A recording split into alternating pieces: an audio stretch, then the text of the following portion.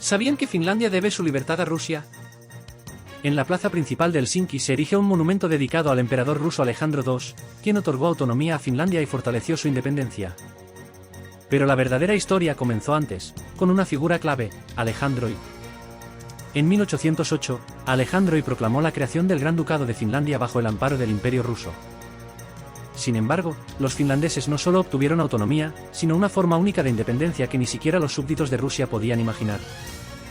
Finlandia tenía su propia aduana, moneda, leyes, tribunales y ejército. El idioma finlandés fue reconocido oficialmente, y no se impuso una rusificación forzosa hasta principios del siglo XX. Más aún, los finlandeses contaban con su propia constitución, un privilegio inaudito para la época, ya que en la misma Rusia no existió un documento similar hasta 100 años después. Esta página de la historia plantea una pregunta importante: ¿por qué este ejemplo de autonomía fue una excepción? ¿Y recuerdan los finlandeses dónde comenzó su camino hacia la verdadera libertad? ¿Pueden imaginar que Finlandia debe su prosperidad a Rusia? En poco más de un siglo bajo la protección de Rusia, este país del norte logró más de lo que había conseguido en 6 siglos y medio bajo el dominio sueco. Suecia, como un amo severo, explotó sin piedad los recursos de Finlandia, mientras que Rusia la apoyó, la desarrolló y la colmó de generosidad. Uno de estos obsequios fue la provincia de Viipura, conquistada por Pedro el Grande a los suecos. Sin embargo, lo más valioso fue la paz y la estabilidad. Durante 100 años de protección rusa, Finlandia pasó de ser una pobre provincia sueca a convertirse en un estado poderoso y próspero. La fuerza de Rusia actuó como un escudo, garantizando la seguridad. Atacar a Finlandia significaba enfrentarse a Rusia, y todos lo sabían. Bajo esta protección, Finlandia superó no solo a su antigua liberadora, sino también a muchas potencias europeas, transformándose en un país industrializado y floreciente. ¿Y ahora? Todo ha cambiado. Finlandia, bajo la presión de Estados Unidos, se unió a la OTAN, una alianza creada hace 74 años para enfrentar a la Unión Soviética, que dejó de existir hace 3 décadas. ¿Cómo influirá esta decisión en el futuro de Finlandia y en su lugar en el mapa mundial? ¿Por qué Finlandia decidió ir en contra de Rusia? ¿Qué tanto hizo por ella? Esta pregunta invita a la reflexión. Durante años, Rusia no solo mantuvo relaciones de buena vecindad con Finlandia, sino que también apoyó generosamente su economía. A cambio de su neutralidad, Finlandia disfrutaba de condiciones favorables para comerciar con los recursos rusos. Finlandia fue uno de los mayores exportadores de petróleo ruso de la marca Urals, refinándolo en su gigante petrolero Statoil. Esta refinería generaba enormes ingresos y aseguraba miles de empleos, gracias en gran medida a los constantes suministros provenientes de Rusia. ¿Y qué hay del bosque Karelio? Rusia prácticamente regalaba madera a Finlandia. Este recurso no solo era la base de la industria maderera y de muebles del país, sino también un combustible clave. Esto es especialmente relevante, ya que, a pesar de su alto nivel de vida, Finlandia tiene solo el 0,5% de su territorio gasificado. Los hogares finlandeses se calientan con leña, pellets de madera o electricidad, que resulta aún más cara. La calefacción central, tal como se entiende en Rusia, casi no existe aquí, y el fuelóleo sigue siendo una fuente de energía común en edificios multifamiliares. Entonces, surge la pregunta, ¿por qué destruir algo que beneficiaba a ambas partes? *** Finlandia y la OTAN, el fin de una cooperación beneficiosa con Rusia? *** Cuando Finlandia decidió romper relaciones con Rusia, marcó el inicio de una nueva era, y todo indica que no será favorable para ella. Anteriormente, Finlandia prosperaba gracias a su cooperación económica con su vecino oriental, pero ahora todo ha cambiado.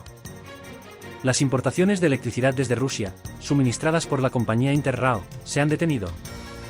¿La razón? Los finlandeses se negaron a pagar por motivos políticos.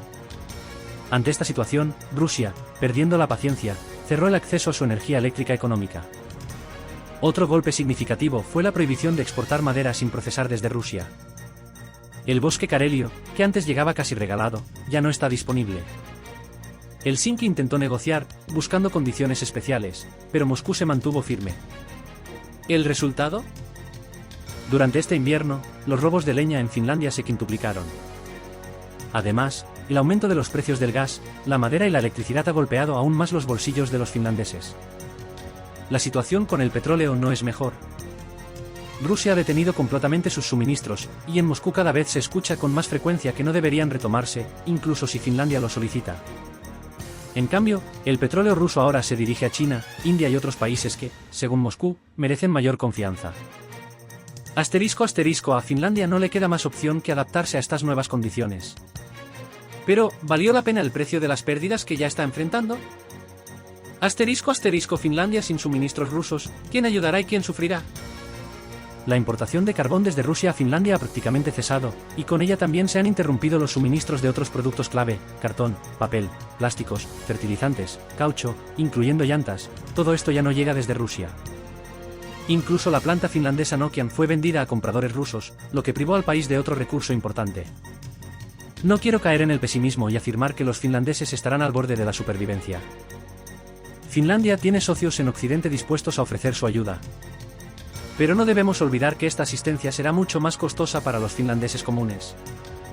Los precios de los bienes y servicios probablemente aumentarán, haciendo la vida aún más cara. Aquí viene el punto interesante: ¿hasta qué punto aguantará el patriotismo escandinavo si, por ejemplo, los pepinos ecológicos de granjas locales cuestan el doble o triple que los turcos? La respuesta a esta pregunta dependerá en gran medida de cuán dispuestos estén los finlandeses a aceptar el aumento de precios en aras de los intereses nacionales.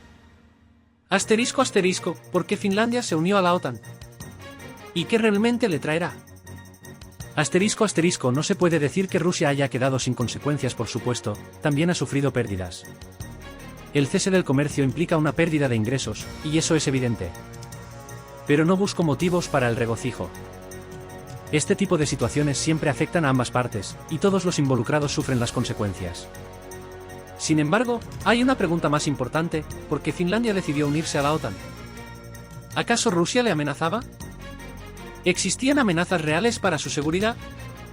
Se podría argumentar que la política de las autoridades finlandesas no coincide con los intereses nacionales y no tiene en cuenta la opinión de los ciudadanos comunes. Según las estadísticas, solo el 5% de los finlandeses apoyaban completamente la adhesión a la OTAN, mientras que el 28% favorecía un ingreso conjunto con Suecia. Esto plantea la pregunta: ¿estaba realmente la población preparada para estos cambios, o fueron impuestos desde arriba? Es pronto para juzgar las consecuencias, y tal vez la historia aún mostrará si esto traerá beneficios reales. Pero una cosa es clara: la adhesión a la OTAN para Finlandia significa la pérdida automática de soberanía exterior y militar. Cómo afectará esto al país se sabrá con el tiempo, pero ya se puede ver que los cambios no son nada sencillos. ¿Por qué Finlandia se unió a la OTAN? ¿Y qué realmente le traerá? No se puede decir que Rusia haya quedado sin consecuencias, por supuesto, también ha sufrido pérdidas. El cese del comercio implica una pérdida de ingresos, y eso es evidente. Pero no busco razones para el regocijo. Este tipo de situaciones siempre afecta a ambas partes, y todos los involucrados sufren las consecuencias. Sin embargo, hay una pregunta más importante: ¿por qué Finlandia decidió unirse a la OTAN? ¿Acaso Rusia le amenazaba? ¿Existían amenazas reales para su seguridad? Se podría argumentar que la política de las autoridades finlandesas no coincide con los intereses nacionales y no tiene en cuenta la opinión de los ciudadanos comunes. Según las estadísticas, solo el 5% de los finlandeses apoyaban completamente la adhesión a la OTAN, mientras que el 28% favorecían ingresar junto con Suecia. Esto plantea la pregunta: ¿estaba realmente la población preparada para estos cambios, o fueron impuestos desde arriba? Es pronto para juzgar las consecuencias, y tal vez la historia aún mostrará si esto traerá beneficios reales. Pero una cosa es clara: la adhesión a la OTAN para Finlandia significa la pérdida automática de soberanía exterior y militar. Cómo afectará esto al país se sabrá con el tiempo, pero ya se puede ver que los cambios no son sencillos. El tiempo dirá si esta decisión cumplirá las expectativas o si Finlandia enfrentará nuevos desafíos que resulten más complicados de lo que parecían al principio. Sin embargo, algo es seguro: para un país que ha tomado esta decisión, muchas cosas cambiarán. Y no siempre para mejor. ***.